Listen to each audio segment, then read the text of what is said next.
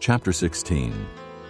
The whole Israelite community set out from Elim and came to the desert of Sin, which is between Elim and Sinai, on the 15th day of the second month after they had come out of Egypt.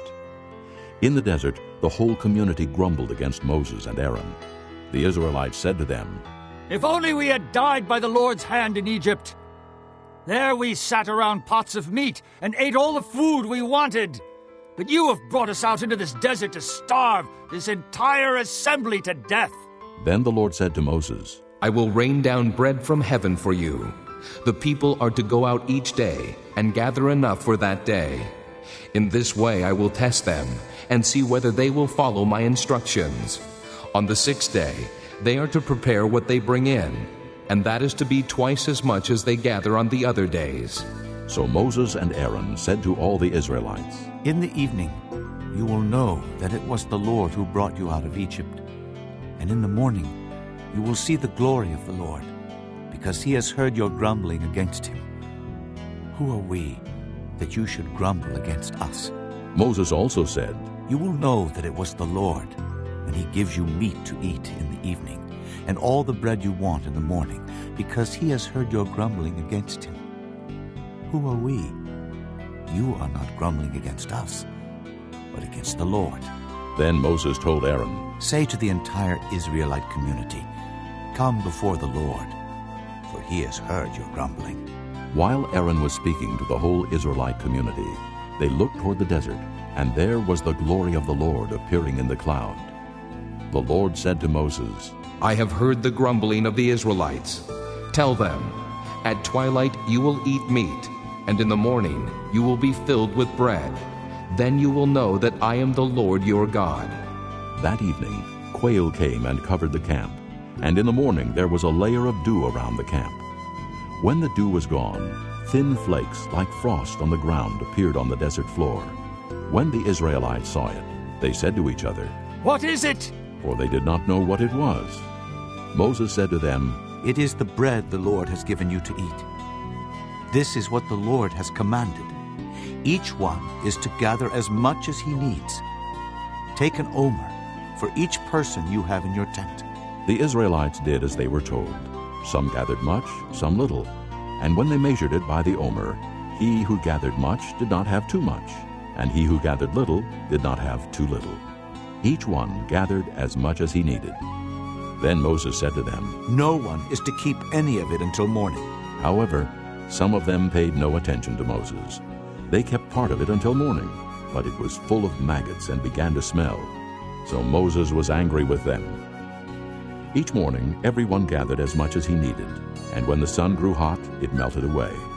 On the 6th day they gathered twice as much, 2 omers for each person. And the leaders of the community came and reported this to Moses. He said to them, "This is what the Lord commanded. Tomorrow is to be a day of rest, a holy Sabbath to the Lord. So bake what you want to bake and boil what you want to boil. Save whatever is left and keep it until morning." So they saved it until morning, as Moses commanded, and it did not stink or get maggots in it.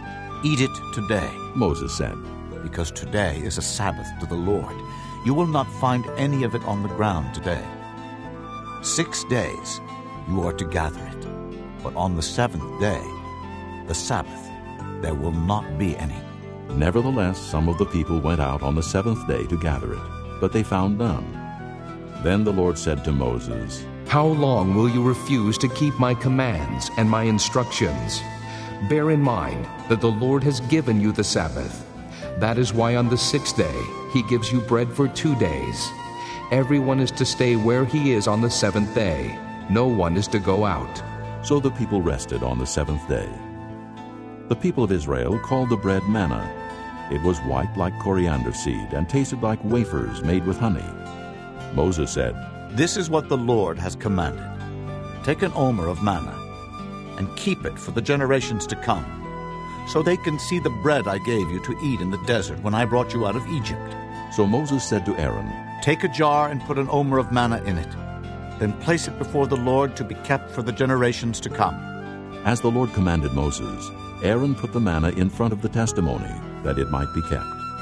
The Israelites ate manna 40 years, until they came to a land that was settled. They ate manna until they reached the border of Canaan. An omer is 1/10 of an ephah.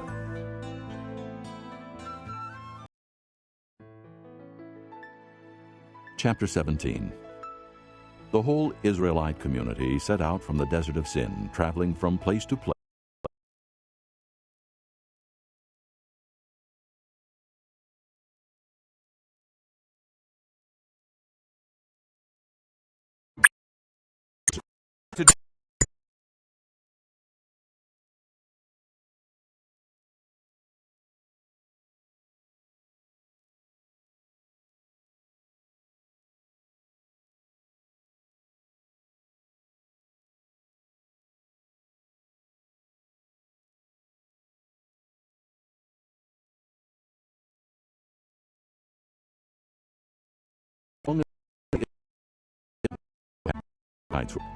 When Moses' hands grew tired, they took a stone and put it under him, and he sat on it. Aaron and Hur held his hands up, one on one side, one on the other, so that his hands remained steady till sunset.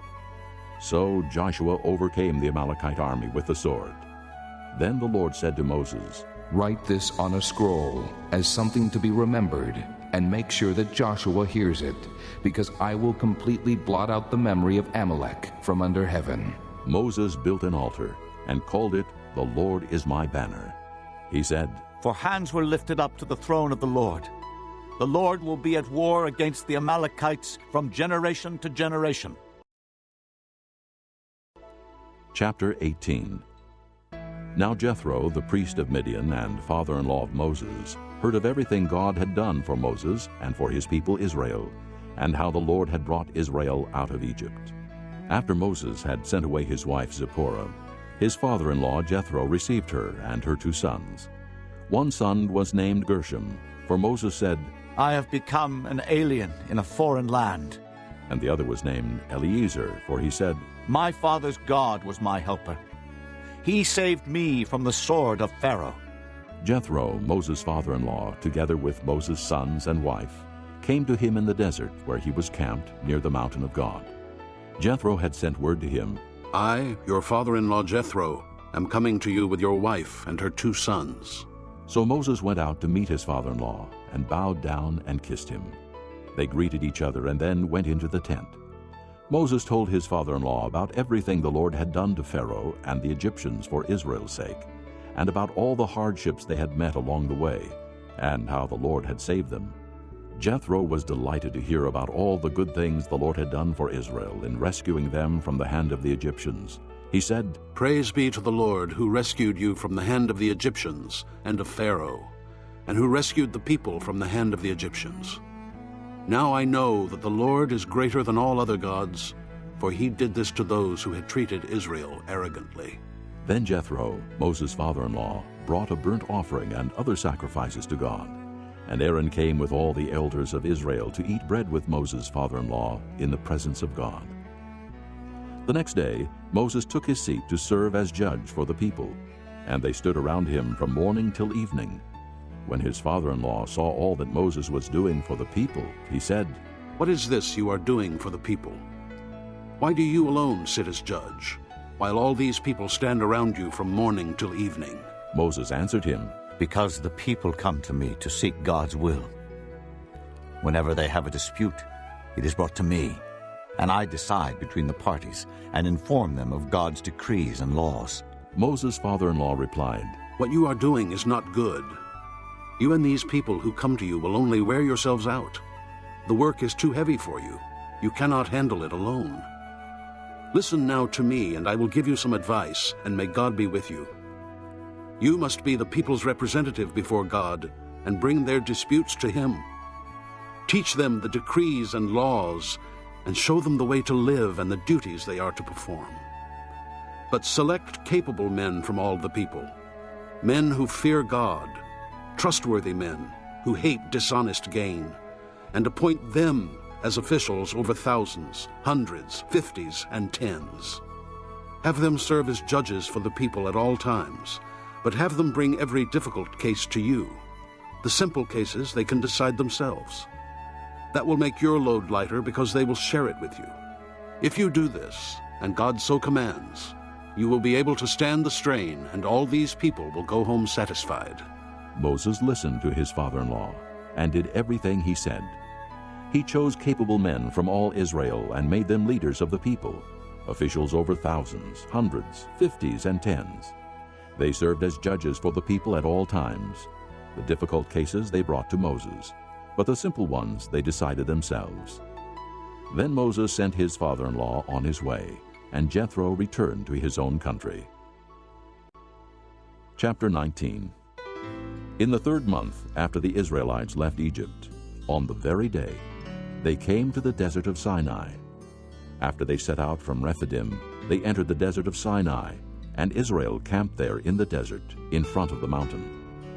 Then Moses went up to God, and the Lord called to him from the mountain and said, "This is what you are to say to the house of Jacob, and what you are to tell the people of Israel.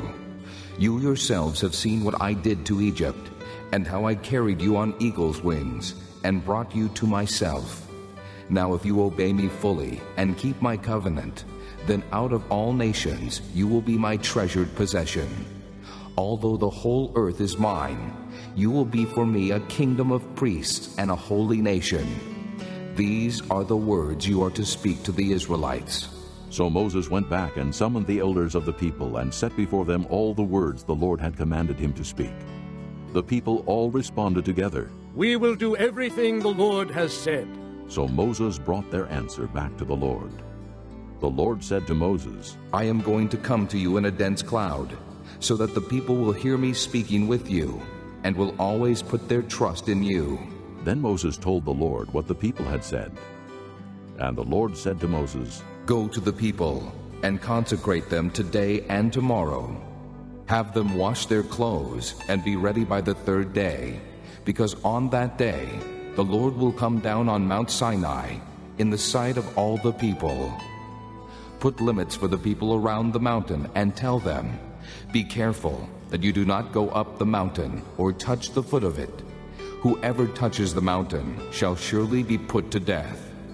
He shall surely be stoned or shot with arrows. Not a hand is to be laid on him.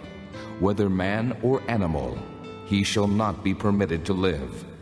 Only when the ram's horn sounds a long blast may they go up to the mountain.'" After Moses had gone down the mountain to the people, he consecrated them, and they washed their clothes. Then he said to the people, "Prepare yourselves for the 3rd day. Abstain from sexual relations." On the morning of the 3rd day there was thunder and lightning, with a thick cloud over the mountain, and a very loud trumpet blast. Everyone in the camp trembled. Then Moses led the people out of the camp to meet with God, and they stood at the foot of the mountain. Mount Sinai was covered with smoke, because the Lord descended on it in fire. The smoke billowed up from it like smoke from a furnace. The whole mountain trembled violently, and the sound of the trumpet grew louder and louder. Then Moses spoke, and the voice of God answered him. The Lord descended to the top of Mount Sinai and called Moses to the top of the mountain. So Moses went up, and the Lord said to him, "Go down and warn the people, so they do not force their way through to see the Lord, and many of them perish. Even the priests who approach the Lord must consecrate themselves, or the Lord will break out against them." Moses said to the Lord, "The people cannot come up Mount Sinai because you yourself warned us. Put limits around the mountain and set it apart as holy." The Lord replied, "Go down and bring Aaron up with you. But the priests and the people must not force their way through to come up to the Lord, or he will break out against them." So Moses went down to the people and told them.